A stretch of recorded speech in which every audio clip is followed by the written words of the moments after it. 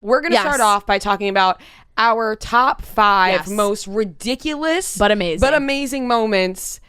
So if you haven't finished the season, I don't even know why you're still listening to this, because we are going to talk about everything. We're talking about everything. Let's do our top 5. We don't know what each other's is. In no particular order. No, you didn't put yours in order? I can't put mine in order. Okay. Then this is what we're sticking with. In no particular order, here are our top 5 most ridiculous but amazing moments on Outer Banks Season 2. Who wants to go first? I'll go first. You go first. Okay. Number 5 for me. Also, I'm going to say, I guess mine also aren't really in order either. Okay. And so in no specific order, I'm going to start with Key screaming murder at Ward after he straight up murdered someone in the middle of the street. Trying to catch him on camera and thinking screaming murder at him was the best way, which also is kind of a combined one. It's really just that whole scene in general, and the fact that that camcorder was working in the rain and it only broke when it fell. Mm-hmm. And this also ties in with my next one. The next one is the security guards in episode 1, or going into episode 2, when Sarah turns the sprinklers on, or the hose, whatever it is, to spray the phone so that Ward can't see John B in the FaceTime. Yeah. Nobody's phone glitches like that anymore. No, they don't. They work. The phone went black. It went staticky. Everybody's got iPhones on this show. You're telling me that camcorder, that whatever that video camera was that Pope was using, worked in the pouring rain, but that security guard's phone got a little wet and just completely glitched and turned iPhones are off. waterproof these days. Yeah, they are. I know. That made me laugh. Okay, and then the next one I have is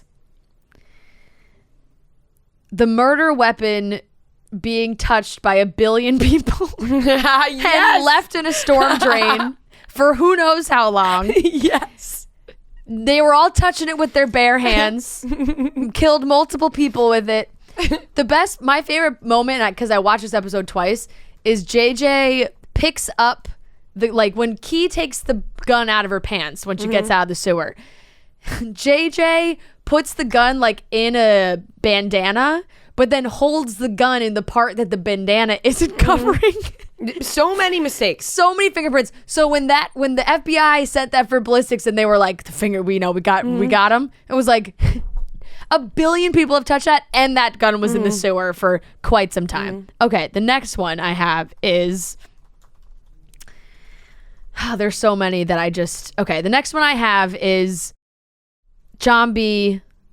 I'm not even gonna say I feel like the ending of the show goes unsaid. It doesn't need to be put in the top 5, right? It was so that's preposterous. why I had it in my top. We think that's a mutual number one. John B's dad at the end. How about we have our top 5s and then number one at the top is that's him. Yes, that's by far. Okay. Then I have these. Then I'll go in order. These are my last 2. John B. getting straight up destroyed by an alligator. Wrapping his leg up, and that was it. He was totally fine. He got tossed like a rag doll in that water. Yep. And they were like, wrap him up, put him on the container ship. He's good. He was running. He's fighting people. Just imagine him under the water. He doesn't even have a limp. Wrestling an alligator, and he comes out alive. It's fucking crazy. He doesn't even have a limp. Also, do alligators growl? Because that alligator sounded like a monster. I know it did. And no, that killed me because that was my biggest one, because I was like, I just don't understand how he could have gotten bit by an alligator and then was running, fighting people, nothing. He was totally fine. Okay, and then my last one is, it's hard because it's tough. It's between the lifeboat that takes them to an abandoned island and they're all fine, or the fact that Cleo just happened to be working on the container ship. Please do. No, Which one do you want on your list? I'll save mine then. You didn't mention it. Okay. Cleo, And I loved it. Cleo popping up at all the best moments was fantastic, and that's just the way the show her is. Getting hit by like. I mean, it's a the same. 80 mile- Wait, no, save it. sorry. No. Yeah. And it's the same with like Now I them gotta just, pick another one. randomly living on, like randomly bumping into all of them on the street in Charleston. But and I forgot one, but maybe it's on yours. Okay, so that's mine. So I'm going to go again. It was the key screaming murder at Ward with the camera working in the rain, into the security guard's phone not working when it got a little wet, into the murder weapon being touched by so many people and left in a storm drain, to what was my next one? Oh, John B getting bit by the alligator, and Cleo just so happens to work on the container ship to who knows what private island they're going to. I love this. I'd rather not even discuss the rest of the show. I'd rather just talk about the ridiculous moments. Yeah. All right. In no particular order. Kiara and Pope fucking. There is no way Pope was laying it down on Kiara. He was way too scared and timid. Yeah. The only thing those two bonded over was some environmental shit. Yeah. There was no chemistry. Wait, but isn't that what happened? Like, they did, and then she was like, she wasn't satisfied. Right, Like, but that's what I'm saying. Like, Just the ridiculous fact that that it happened even in the fucked first in the place. first place, Yeah. crazy. Yeah. Sarah Cameron saying the last time that she had a phone was before they got lost on the boat, but in season 1, none of their phones worked. Yeah. None of their phones worked because they had no Yeah. service. Yeah. That was nuts. Yep. There's no That sex in was the Outer Banks. so nuts. Yeah. Sarah Cameron Yeah. getting shot Yep. and then coming back to life and eating watermelon later on in the day. Like How did nothing she come ever back to happened. life? How did she come back She to life? came back to Because life. Zombie was crying. She came back to life. It's the power of love, Noah. Please, you want to understand. And the fact that the best part of that was that she was just like walking. She's like, I'm fine. I'm good. Walking Straight up shot in the chilling. abdomen. Also waited to tell John B, like, till he like parked somewhere. Like, how much time went by where she's like, I'm shot. Like, Yeah. like 30 minits went by, and she was Yeah. like, by the way, I got shot. by the way. and then it's just eating watermelon later on in the day like nothing ever happened. 17-year-old John B getting sentenced to the death penalty. That was on mine. What? No, Are you joking? They have ones no that- evidence about this man killing. No killing evidence.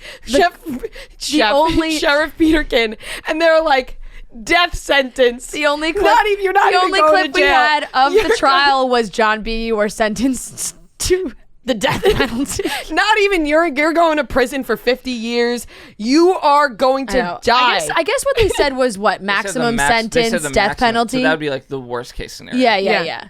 Which was crazy, but it was like because we I just mean, in didn't this see show, any he other would clip get of it. the worst case yeah, scenario. of course. And that also kind of ties in with Ward trying to pay off the cop to murder John B in prison. Right.